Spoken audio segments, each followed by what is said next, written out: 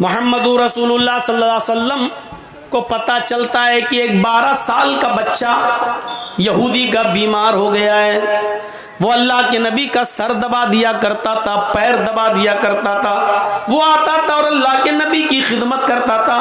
जब पता चलता अल्लाह के नबी को कि वो बीमार है तो अल्लाह के रसूल उसकी तीमारदारी करने के लिए उसके घर जाते हैं, यहूदी के घर। दरवाजा खटखटाते हैं, उसके बाप ने दरवाजा खोला। अल्लाह के नबी कहते हैं सुना है कि तुम्हारा बेटा बीमार है। उसने कहा ये। अल्लाह के नबी उसके पास बैठ जाते हैं। उस बच्चे की आखिरी सांसें निकल रही थी, वो अटक रहा था, जहाँ ऐसे कर रहा था, सांस उसकी आखिरी सांसें चल रही थी। उसने ऐसे फटी हुई नजरों से अल्लाह के नबी को देखा तो मुस्कुरा दिया। अल्लाह के नबी सल्लल्लाहु अलैहि वसल्लम ने उस बच्चे के सर पे हाथ रखा और उस बच्चे से कहा बेटे कुल ला इलाहा इल्लल्लाह, अगर तुम्हारा दिल कहे तो ला इलाहा इल्लल्लाह पढ़ लो। उस बच्चे ने जब अल्लाह के नबी की जबान से सुना कि आप कह रहे हैं कि ला इलाहा इल्लल्लाह पढ़ लो, तो वो अपने माँ बाप का चेहरा देखने लगा। उसके माँ बाप मना करते थे। जब उसने अपने माँ बाप का चेहरा देखा तो उसके माँ बाप ने इशारे में कह दिया बेटे पढ़ लो। यानी तुम्हारा दिल मोहम्मद की तरफ शुरू से ही था। तुम उनका सर दबाते थे, पैर दबाते थे, तुम उनके पास से जब मेरे पास आते थे तो नबी की तारीफ करते थे, उनके सच्चे वाकयात बयान करते थे। जब तुम्हारा दिल शुरू से ही उनकी तरफ है और मेरी वजह से, मेरी डांट की वजह से, मेरे डर की वजह से तुम इस्लाम कबूल नहीं कर रहे थे, लेकिन आज मैं तुम्हें नहीं रोकूंगा।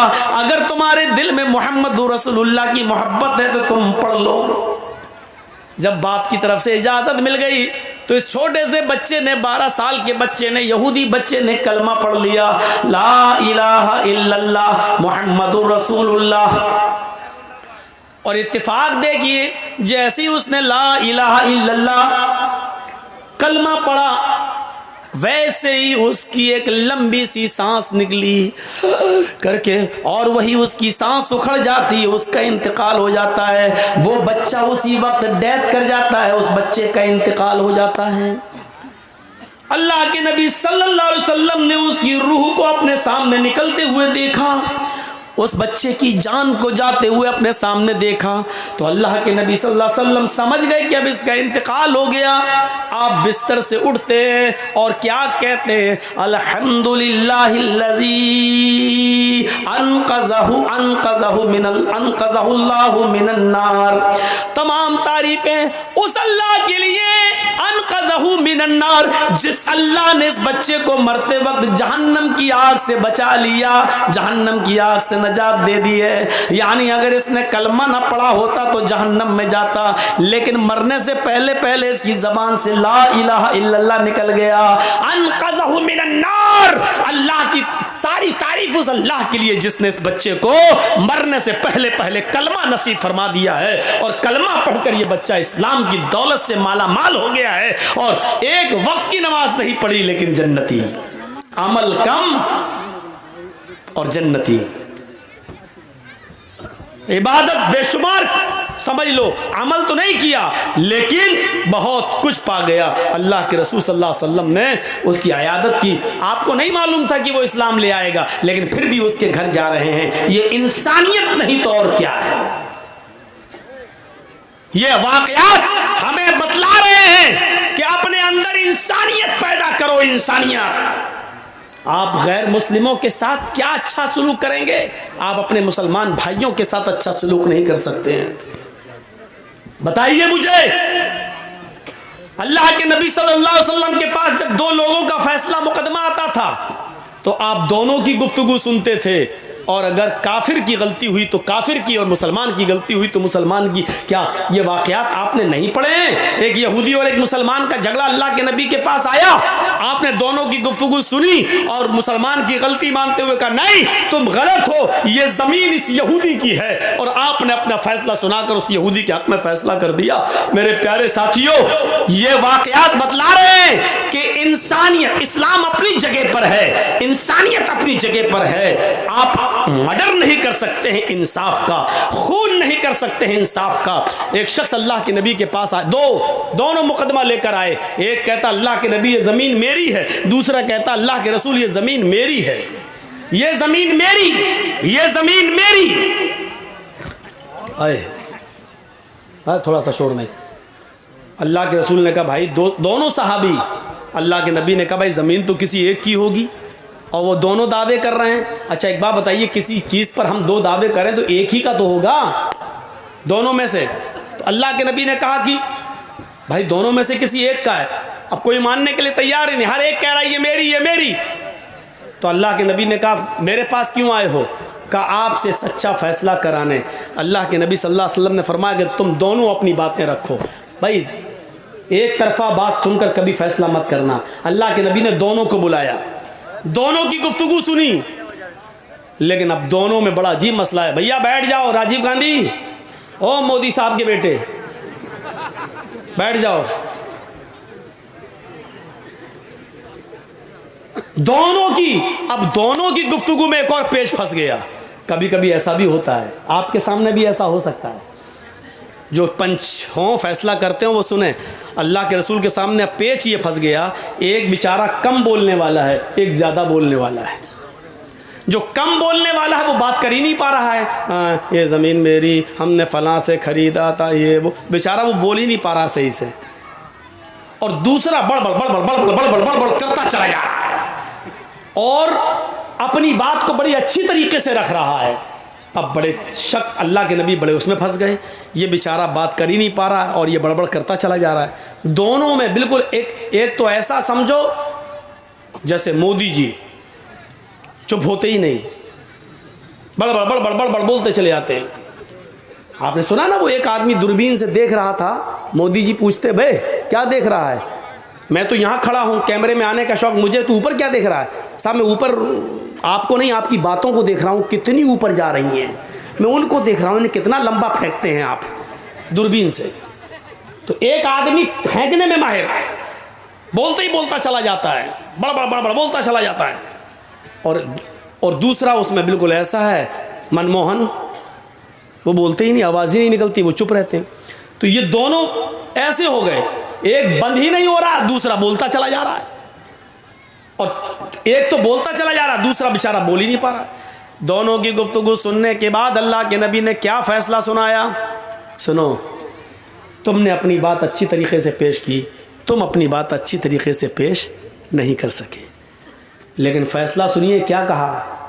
हो सकता है कि सच्चे तुम हो, यानी कम बोलने वाले से कहा, हो सकता है कि सच्चे तुम हो, लेकिन अपनी बात अच्छी तरीके से मुझे समझा नहीं पा रहे हो, अपनी दलील अपनी तरीके से मेरे सामने पेश नहीं कर सके हो। और हो सकता है ये ज़्यादा बोलने वाला ये झूठा हो, लेकिन अपने झूठ को अपनी चर्ब ज़बानी की वजह से उसने अच्छी तरीके से हमें पेश कर दिया हो, इसलिए मेरा फ़ैसला जो होगा मानोगे? दोनों ने कहा अल्लाह के रसूल हम आपका फ़ैसला मानेंगे। आपने कहा ये ज़मीन मैं इसको दे रहा हूँ जो ज़्यादा बोल रहा है, इसने अपनी बात हमें समझा दी है, इसकी बात हमारे समझ में आ रही है, लेकिन हो सकता है कि मुझसे गलती हो रही हो सकता है ये गलत हो, क्योंकि मुझे मालूम नहीं। हम तो इसकी बातें सुनकर और इसकी मजबूत दलील देखकर इसके हक़ में फ़ैसला कर रहे हैं।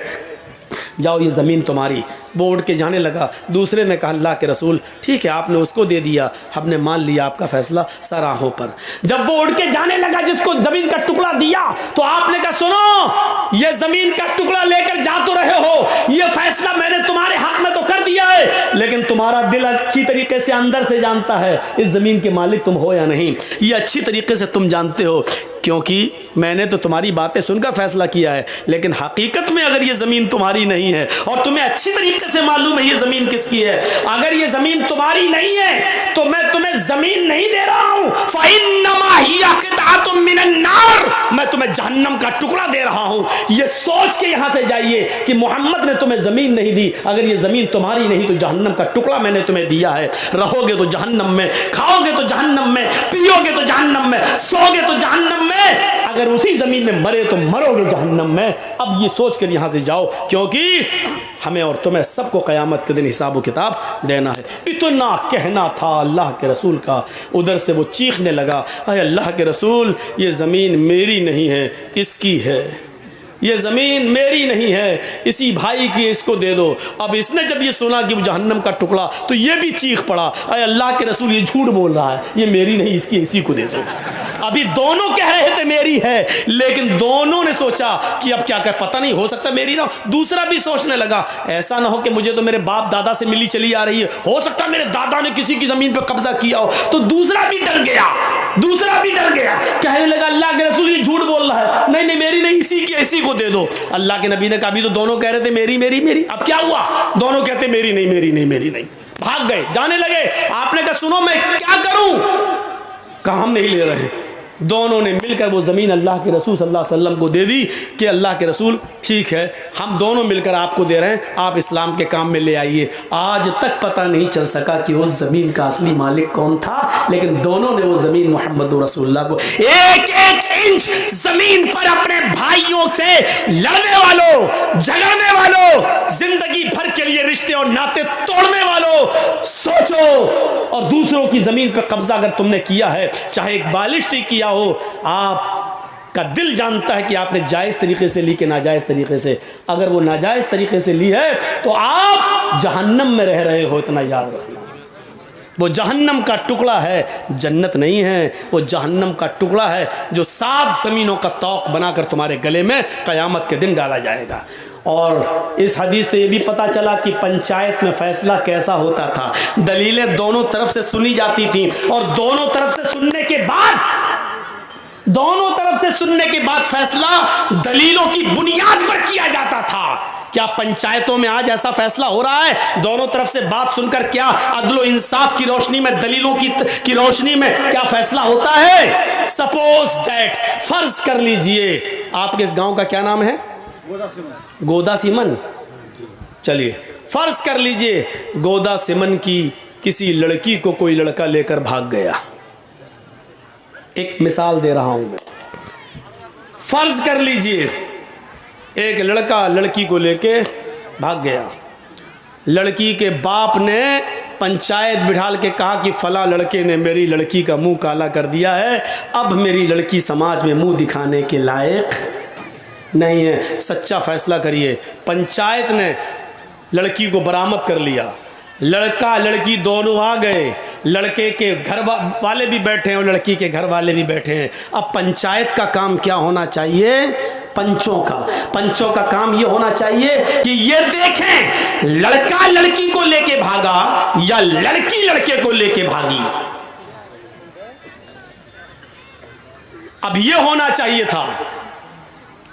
अब सवाल पैदा होता कि नहीं साहब दोनों राजी थे इसलिए दोनों भागे, तो फिर मुझे बताइए कि फिर ये कहां का फैसला है कि जब दोनों अपनी अपनी रजामंदी के साथ भागे तो तुम जुर्माना सिर्फ लड़के के ऊपर लगाते हो और लड़के का जुर्माना लेकर उस जिनाकार लड़की को दे देते हो। ये कहां का आदल है और कहां का इंसाफ है और कहां का फैसला है? मुझे सरपंच और पंचायत पर बैठने वाले ये लोग बताएं। कल क़यामत के दिन इन सरपंचों को भी अपने अपने जुर्म का हिसाब और अपने अपने फैसलों का हिसाब देना होगा। कुरान करीम ने तो जब लड़का या लड़की में जिना होता है तो जिनाकारी के मामले में लड़की की गलती को माना है। कुरान जब लड़का किसी लड़की के साथ जिना करता है तो कुरान लड़की की गलती ज्यादा मानता है। और इसीलिए कुरान पढ़िए, कुरान ने क्या कहा? अज़्ज़ानियतु वज़्ज़ानी फजलिदू कुल्ल वाहिदतिन मिनहुमा मिअता जल्दा। जिना करने वाली लड़की और जिना करने वाले लड़के, इन दोनों में से हर एक को 100 कोड़े मारो। अगर वो गैर शादीशुदा हैं तो, कुंवारे हैं तो कितने कोड़े मारो? 100। और अल्लाह ने यहां क्या कहा? जिना करने वाली लड़की, यानी पहले लड़की का नाम लिया, बाद में क्या कहा? अज़्ज़ानियतु वज़्ज़ानी, जिनाकार लड़की और जिनाकार लड़का। पहले लड़की फिर लड़का, क्योंकि जिना की शुरुआत लड़की की तरफ से होती है। अगर लड़की किसी लड़के को जिना के लिए दावत न दे तो कोई लड़का किसी लड़की के साथ जबरदस्ती जिना कर ही नहीं सकता है। जबरदस्ती वो होती है कि खींच के खेत में ले जाए और उसके साथ मुंह काला करे, लेकिन लड़का लड़की दोनों गोदा सिमन से भागकर किशनगंज में पकड़े जाए तो इसका मतलब यह है कि लड़का लड़की को खींच के नहीं ले गया है, बल्कि लड़का और लड़की दोनों राजी थे। इसलिए किशनगंज, इसलिए उत्तर दिनाजपुर, इसलिए कटिहार, इसलिए दिल्ली या बंबई में पकड़े गए। लड़की इतनी दूर कोई खींच कर नहीं ले जा सकता है लड़की को मेरे भाइयों। और जब शुरुआत लड़का और लड़की दोनों की रजामंदी से हुई है तो फिर जुर्माना सिर्फ लड़के पर लगाया जाए और उस जुर्माने का पैसा लड़की या लड़की के माँ बाप को दे दिया जाए। हराम है, हराम है, हराम है ये फैसला।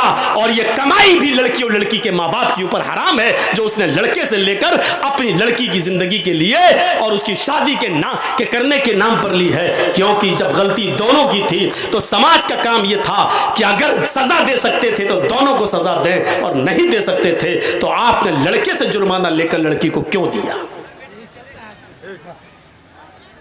चलता है तभी तो बोले, आपकी परमिशन की जरूरत थोड़ी थी। लगता है कि इसके ऊपर बीती हुई है, हमें ऐसे ही लग रहा है इसके ऊपर बीती होगी या इसके किसी भाई या किसी के ऊपर तो बहरहाल बीती है।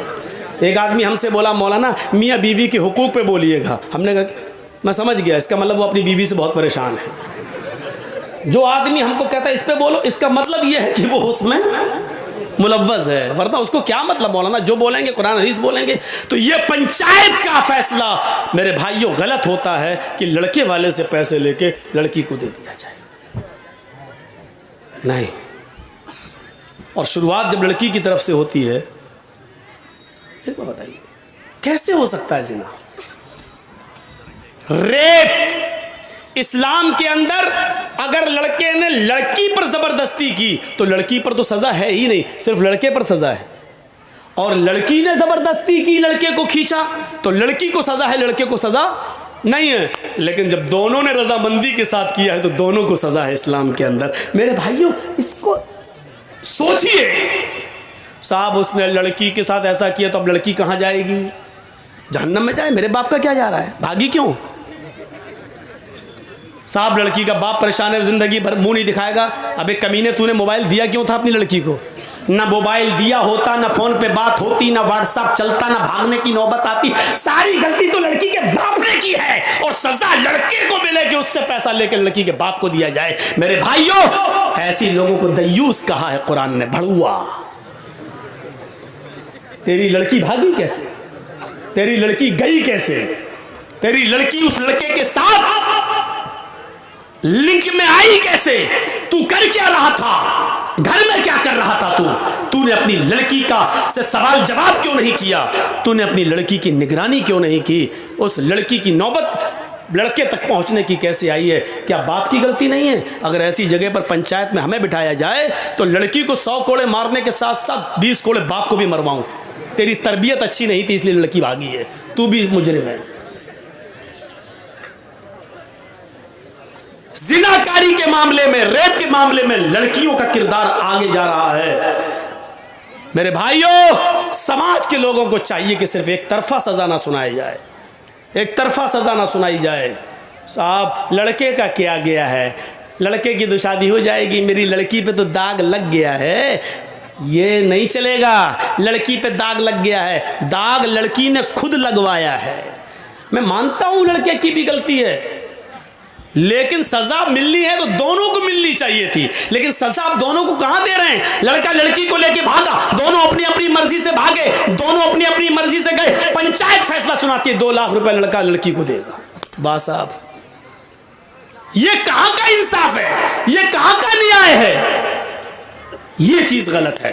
हजरत उमर के फैसले इसी किस्म के हुआ करते थे कि वो किसी को शिकायत का मौका नहीं दिया करते थे, बल्कि अपने ऊपर, हाँ यकीन नहीं आता तो सुनिए हजरत उमर का एक फैसला। एक उमर फारूक के मुल्क शाम के अंदर एक यहूदी बच्चा था, छोटा सा बच्चा, तब 13-14 साल उसकी उम्र थी, घोड़ा दौड़ाने में बड़ा माहिर था। उसी बस्ती के अंदर आमर इब्ने आस थे। हजरत आमर इब्ने आस को गवर्नर बनाकर भेजा गया था। आमर इब्ने आस के बेटे ने कहा कि कोई घोड़ा मुझसे आगे और तेज दौड़ा कर दिखलाए। उस बच्चे ने चैलेंज कबूल कर लिया कि मैं आपसे अच्छा घोड़ा दौड़ा लेता हूं। आमर इब्ने आस के बेटे ने कहा चाओ दौड़ाओ। दोनों अपने अपने घोड़े को दौड़ाने लगे। घोड़ा बच्चे का, यहूदी बच्चे का घोड़ा आगे निकल जाता है, अमर इब्न आस के बेटे का घोड़ा पीछे रह जाता है। अब अमर इब्न आस के बेटे को गुस्सा आया, मैं गवर्नर का बेटा और ये यहूदी का बच्चा आगे निकल गया मुझे पीछे करके। जब घोड़े पे से उतरता है अमर इब्न आस का बेटा, तो उसने उस यहूदी बच्चे को एक जोरदार थप्पड़ मार दिया चेहरे पर। उस यहूदी बच्चे ने कहा, आपने मुझे बिना गलती के मारा है, जब शर्त थी तुम निकलो या मैं आगे निकलूं, जब मैं आगे निकल गया तो आपने मुझे बगैर गलती के कैसे मार दिया है। मैं आपकी शिकायत अमर इब्न आस से करूंगा, इस मुल्क के शाम के गवर्नर से करूंगा बस। और सुनो इधर देखो, जब उसने ये कहा कि मैं आपकी शिकायत गवर्नर से करूंगा यहूदी बच्चे ने, तो अमर इब्न आस का बेटा क्या बोला, हाँ जा जा जा कर लेना मेरे बाप से शिकायत। अमर इब्न आस तो मेरा बाप है, जिस गवर्नर से तू शिकायत करने जा रहा है ना वो तो मेरा बाप है, मेरा कोई कुछ नहीं कर पाएगा, मैं इस शहर के गवर्नर का बेटा हूं। वो यहूदी बच्चा चुप हो गया। जब तुम गवर्नर के बेटे हो तो तुम्हारा कौन क्या कर लेगा।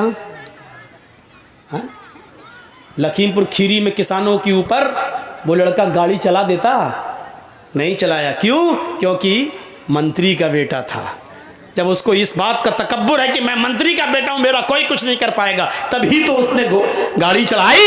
यही ये अमर इब्न आस का बेटा खामोश हो गया। उसने कहा ठीक है। 1 महीने के बाद हज़रत उमर मुल्क के शाम पहुँचे। हज़रत उमर देखते थे किस बस्ती में कहाँ क्या हो रहा, वहाँ के लोगों से पूछते थे कि तुम्हारे यहाँ सारे इंतज़ाम सही है, गवर्नर ठीक काम कर रहा है कि नहीं कर रहा। हर एक की क्लास ली जाती, जैसे यहाँ ममता दीदी आती हैं तो हर एमएलए की क्लास लेती हैं, हाँ क्या तुम क्या सही कर रहे हो, फला कर रहे हो, तो वो दौरा करती हैं हर क्षेत्र का। ऐसे ही कोई डांटती भी है किसी को, फटकारती भी है किसी को, तो ऐसी हज़रत उमर दौरा करते थे, दौरा शहरों का, और पूछते थे कि आपको जो गवर्नर दिया वो सही काम कर रहा है कि नहीं कर रहा है। जब उस बच्चे को पता चला आज हज़रत उमर आ रहे हैं तो वो भी पहुंच गया। जनता दरबार लगा, लोगों ने अपनी अपनी शिकायतें की, किसी को कोई शिकायत ही नहीं मिली। हज़रत उमर ने फरमाया, इसका मतलब अमर इब्न आस तुम्हारे दरमियान बिल्कुल सही काम कर रहे हैं, किसी को कोई शिकायत नहीं है। सब ने कहा नहीं हमें कोई शिकायत नहीं है। पीछे एक बच्चा बैठा था, हाथ जोड़ के खड़ा हो गया, अमीरुल मोमिनीन मुझे शिकायत है। इधर आओ बेटा, इधर आओ। ये नहीं कहा कि सारे लोगों को शिकायत नहीं, तुझे शिकायत है। हमारे यहाँ यही तो होता है ना, सब खामोश, तू ही बोल रहा है, चुप हट। बेटा इधर आओ, इधर आओ। उसको चूमा, उसको बोसा दिया। उस यहूदी बच्चे के माथे पर उन्होंने पेशानी पर बोसा दिया, उसको चूमा और अपनी गोद में बिठा लिया। बेटे डरने की ज़रूरत नहीं है, सच बताओ तुम्हें क्या परेशानी है। कहा अमीरुल मोमिनीन मैं यहूदी हूँ। कहा बेटे मज़हब नहीं पूछ रहा हूँ तुम्हारा क्या है, तुम सिर्फ ये बताओ कि तुम्हें परेशानी क्या है।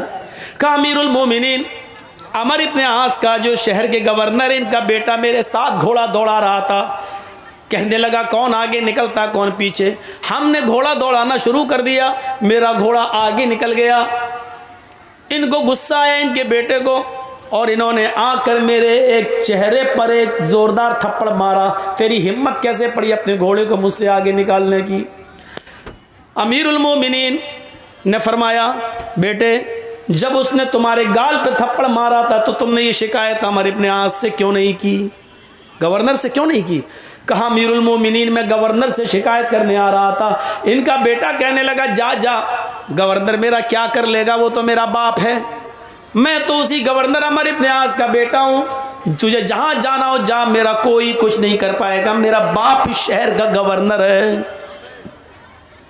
हजरत उमर फारूक की आंखों में खून उतर आया। कहा बेटे अब तुम उतरो, हमारी गोद से उतरो। हजरत उमर फारूक ने एक टेढ़ी नजर अमर इब्न आस की तरफ डाली। हाय अमर, जब अल्लाह ने लोगों को आज़ाद पैदा किया है तो तुम कौन होते हो किसी को गुलाम बनाकर रखने वाले। अमर इब्न आस ने कहा अमीरुल मोमिनीन इसमें मेरी क्या गलती है, न मेरे बेटे ने मुझे कुछ बताया और न इस यहूदी बच्चे ने मुझे कुछ बताया। आज ये फरमान, आज ये बात मैंने सुनी है, अपने बेटे को मैं बुला रहा हूँ। बुलाया, घर से बेटा आया, निकल गया। यहूदी बच्चे के सामने बात हुई और अमर इब्न आस के बेटे ने अपना जुर्म कबूल किया। जी हमने मारा। फरमाया कि अब तुम्हें भी एक थप्पड़ मारा जाएगा।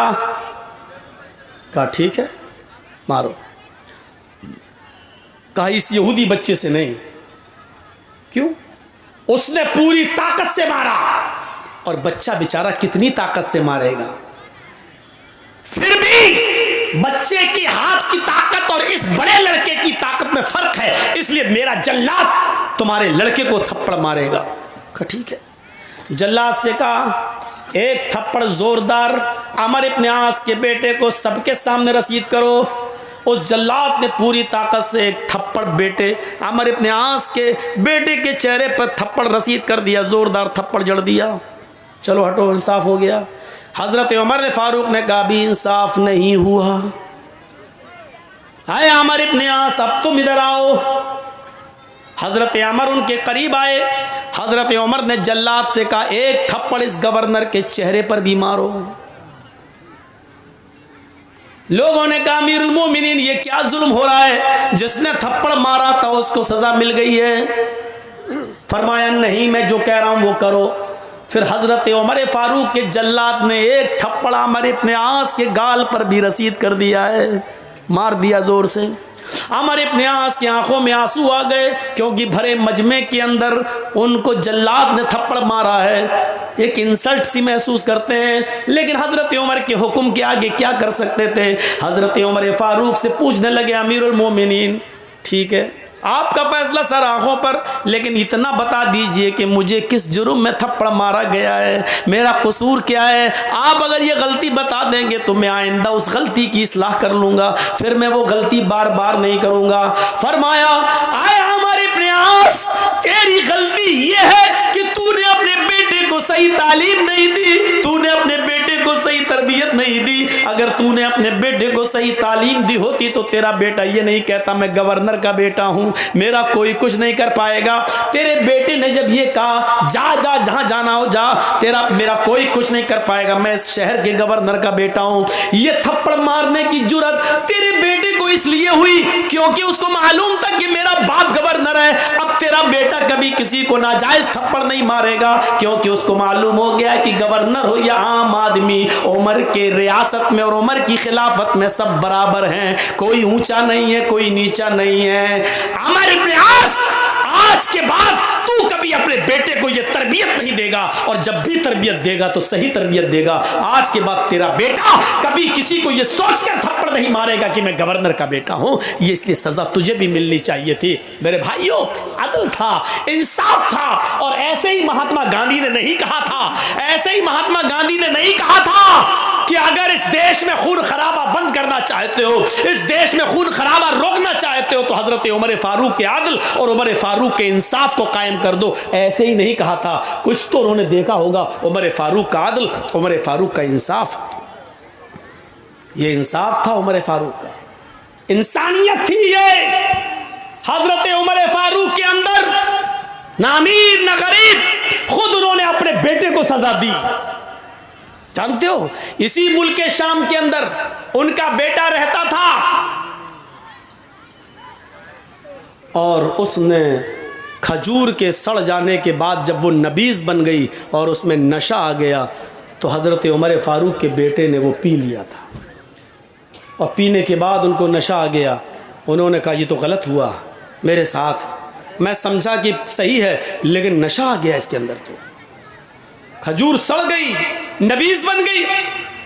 अमर इब्न आस के पास गए उमर फारूक के बेटे और कहने लगे कि मैंने नशे वाली चीज़ इस्तेमाल कर ली है, लिहाजा मुझे सज़ा दे दो। हज़रत अमर इब्न आस ने उमर फारूक के बेटे को खड़ा करके 40 कोड़े पड़वा दिए।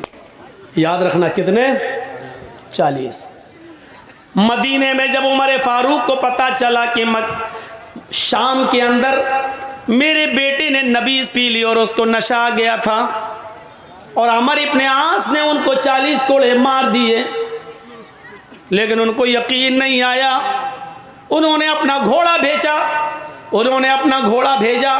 और अमर इब्न आस को एक लेटर लिखा कि इस नए घोड़े के ऊपर मेरे बेटे अब्दुल्ला को बिठा कर उसको यहाँ रवाना कर दिया जाए, ये मेरा हुक्म है। लिहाजा जब ये घोड़ा मुल्क शाम पहुंचता है तो इस घोड़े के ऊपर बैठकर अमर इब्न आस ने उनके बेटे यानी उमर फारूक के बेटे को मुल्क मदीने के अंदर रवाना कर दिया। बेटे ने सोचा कि मदीने में मेरे अब्बू मुझे बुला रहे हैं मेरे घर, मैं अपने माँ बाप से मिलूंगा। जब बेटा मदीने में उतरता है और अपने घर की तरफ जाता है तो क्या देखता है कि घर पे पहरेदार बैठे हुए और वो कह रहे हैं, हाय अमीरुल मोमिनीन के बेटे, तुम्हें घर जाने की इजाजत नहीं है, पहले अपने बाप के दरबार में जाओ। बेटा अमीरुल मोमिनीन का बेटा अपने बाप के दरबार में जाता है। बाप ने कहा बेटे आओ, अच्छा हुआ जल्दी आ गए हो। फरमाया कि लोगों जल्लाद कहाँ हैं? जल्लाद बैठे हुए थे। फरमाया मेरे बेटे को यहीं सामने खड़ा कर दो, मैदान के अंदर खड़ा कर दो। फिर कहा मेरे बेटे को 40 कोड़े अब मारो और एक जल्लाद 10 कोड़े मारेगा और हट जाएगा। फिर दूसरा जल्लाद आएगा, वो 10 कोड़े मारेगा, हट जाएगा। फिर तीसरा जल्लाद आएगा, वो 10 कोड़े मारेगा, हट जाएगा। फिर चौथा जल्लाद आएगा, फिर वो 10 कोड़े मारेगा और फिर वो भी हट जाएगा। क्योंकि जोर जोर से कोड़े पड़ेंगे तो एक जल्लाद 10 कोड़े मारने के बाद थक जाएगा, फिर वो उतनी जोर से नहीं मार पाएगा जितनी जोर से मारना चाहिए। इसलिए 10 के बाद दूसरा मारेगा ताकि कोड़ों की सख्ती में कमी ना आने पाए, उसकी शिद्दत में कमी ना आने पाए। बेटा चीखता रहा, अब्बू मुझे एक जुर्म की 2-2 बार सजा क्यों दी जा रही है? मैंने 40 कोड़े मुल्क शाम के अंदर खा तो लिए।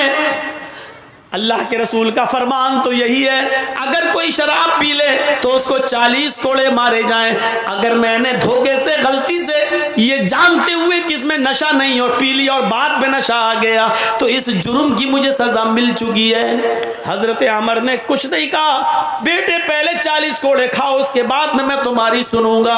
जब 40 कोड़े पूरी ताकत से पड़ चुके उसके बाद अमर हजरत उमर फारूक का बेटा बैठ गया, इसलिए कि अब उसके जिस्म में इतनी ताकत न रही कि वो अपने पैरों के बल उठकर अपने घर जा सके। हजरत उमर ने उसको घर पहुंचाने का इंतजाम किया, ठेला वेला मंगवाया, उस जमाने की जो गाड़ियां चलती थी उस गाड़ी को बुलवाया और उस पर बिठाया।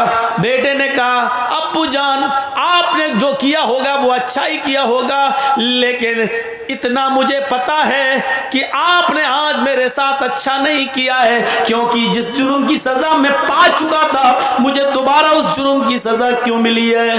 हजरत उमर ने कहा नहीं, आए मेरे बेटे, मैंने इसलिए तुझे ये 40 कोड़े मारे हैं कि जब मैंने सुना कि तूने नशा जाने के बाद नबीज पी ली, फिर मैंने ये सुना कि अमर इब्न आस ने तुझे 40 कोड़े पड़वाए, 40 कोड़े लगवाए, तो मैं समझ गया अमर इब्न आस ने तुम्हारी पीठ पर जो कोड़े बरसाए वो सजा तो तुम्हें दी गई लोगों को दिखाने के लिए, लेकिन मैं जानता था शायद अमर इब्न आस ने तुम्हारे साथ रियायत बरती हो। जितनी जोर से कोड़े मारना चाहिए उतनी जोर से कोड़े तुम्हारी पीठ पर न बरसवाए हो, इसलिए कि तुम उमर के बेटे हो, इसलिए कि तुम अमीरुल मोमिनीन के लख्ते जिगर हो, इसलिए कि तुम हजरत उमर फारूक के साहिबजादे हो। ये सोच कर शायद अमर इब्न आस ने जल्लाद से कह दिया हो कि बेटे की आहिस्ता आहिस्ता मारो, इतना ना मारो कि खून टपकने लगे।